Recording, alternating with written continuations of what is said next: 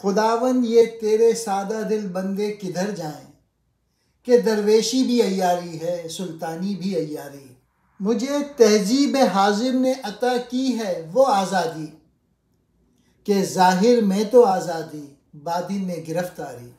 तू ए मौलाए यसरब आप मेरी चारा साजी कर, मेरी दानिश है अफरंगी, मेरा ईमान है जुन्नारी। खुदा तेरे सादा लो और भोले भाले बंदे क्या करें और किधर जाएं कि मौजूदा ज़माने में दरवेशी भी सरासर धोखा और फरेब है और बादशाही भी धोखे और फरेब के सिवा कुछ नहीं। दरवेश भी मुरीदों को लूट रहे हैं और बादशाहों वज़ीर आज़म का काम भी रियाया को लूटने के सिवा कुछ नहीं।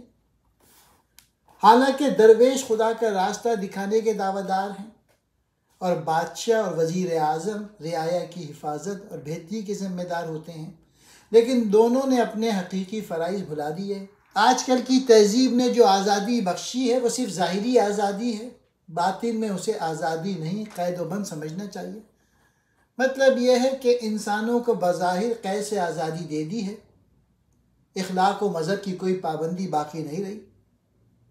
इसका नतीजा यही हो सकता है कि बातिन बिल्कुल तबाह हो जाए, ईमान और इखलाक का कोई जौहर उनमें बाकी ना रह जाए, और यही हुआ।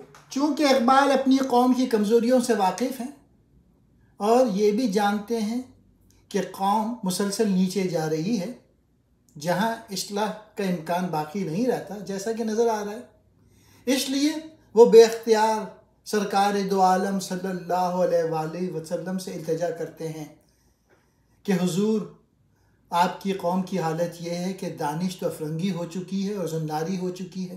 बारी ताला तू ही मदद करके सच्चाई की राह पे गामजन करा दे। खुलासा कलाम यह है कि ना इनमें इस्लाम बाकी है ना ईमान ही। अंदर की हालत इनकी इस्लाह के सिवा और कुछ नहीं।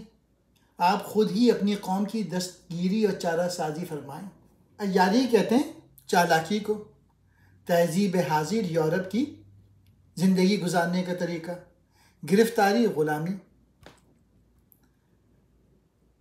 दानिश कहते हैं अक़ल को, अफरंगी अंग्रेज़ी, ज़न्नारी हिंदुआना।